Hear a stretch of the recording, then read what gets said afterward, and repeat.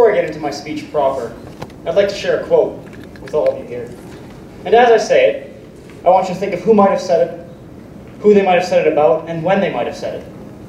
If opposition truly has read up on their history, they'll know exactly who said this and when.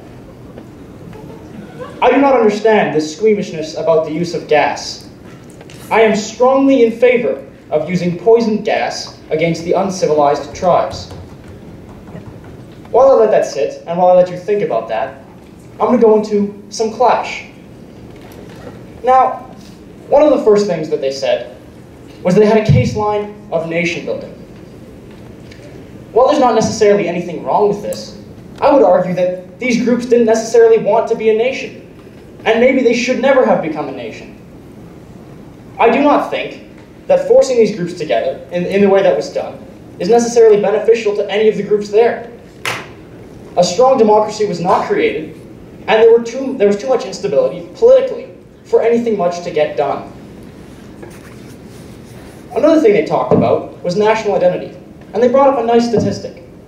It was that 96% in a plebiscite said that they supported the changes.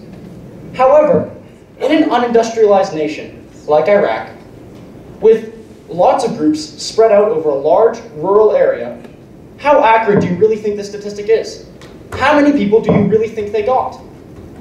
Another important thing to mention is that statistics, without context and without any look into the actual method used, can be incredibly misrepresented.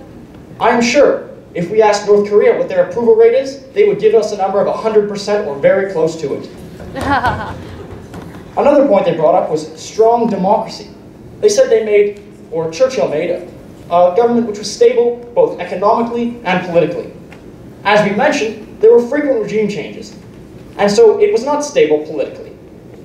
Because of this, I do not see how they could say, based upon their conditions for a democracy could have formed. Would you not agree?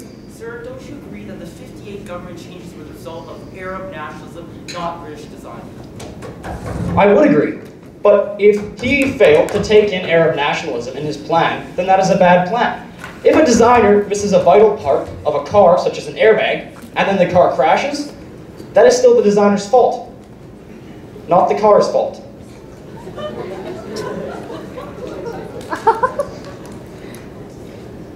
Now, I want to tell you who said that quote. It was none other than Sir Winston Churchill, in a private memo to the British Iraqi Secretary of State following the Cairo Conference.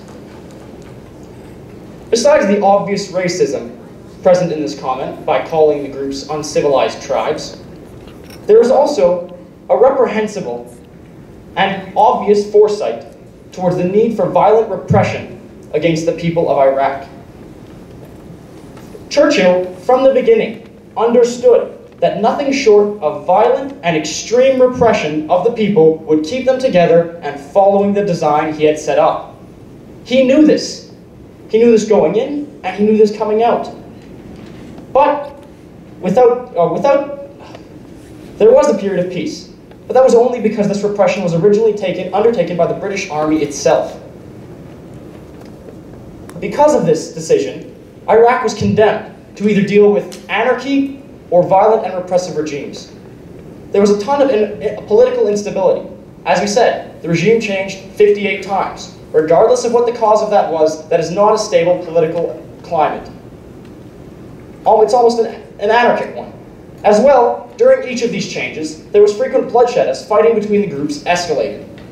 The only time some semblance of stability and unification was restored was under Saddam Hussein, a man who idolized Stalin, and emulated him in many different ways. Would you not agree? In the period between 1921 and when Iraq gained independence in 1932, there was no political instability and no revolts of any sort. How can you make the causal link between the Iraqi government and the revolts? Because the violent repression necessary or used during that period of time set up the economic and political climate for the period following. When history works in a forward direction, what Churchill did and the way the British managed the property during that time is going to affect how it survives afterwards. If an atmosphere of necessary repression is set up, then afterwards one would only expect such an atmosphere to continue and be successful. Regardless of which, It was not until Hussein took power, who emulated and adored Stalin, that he was able to get some sort of semblance of unification and stability in Iraq. And that was an international disaster which caused many problems with relations to Iraq and other countries. Because of the fact the people of the region were lumped together in a way they were not meant to, and because their need for self-determination was ignored, the people were forced into a situation which they were not happy about. A situation which could only be maintained with violent repression. The people of the region had to make the terrible choice between anarchy and dictatorship. A choice which does not reflect freedom, it does not reflect nation building, it doesn't reflect a strong democracy at all. It doesn't matter how it was going, sorry. As I said earlier, if you miss a vital part of a car, it is your fault. When he was building his plan, if he failed to take into account the nationalism of the region and the different groups present, then it is his fault for not including those parts. It is not the fault of those parts for not being included, especially when it was done without the consent of many of these people. As I said, Iraq was not an industrialized nation, and it was very far spread out among different tribal groups who were, as we have said, nomadic. It is very difficult to collect any useful information from these groups. And when they started to rebel against Churchill, he had to repress them. I would say that a choice or a plan that only includes repression and anarchy as its two options is not a good plan. It is a terrible plan. It is a plan that condemns the people of a region to a terrible fate of having their rights and their freedoms destroyed. Without Churchill's plan, if they had been allowed on their own to determine their own lines, this likely would not have happened. If you take two magnets, you make them repel and you hold them together, it takes a lot of effort to keep them there. But if you let them separate on their own, it becomes stable. So yes, although if he had let them do self-determination, it would have been bad for a time.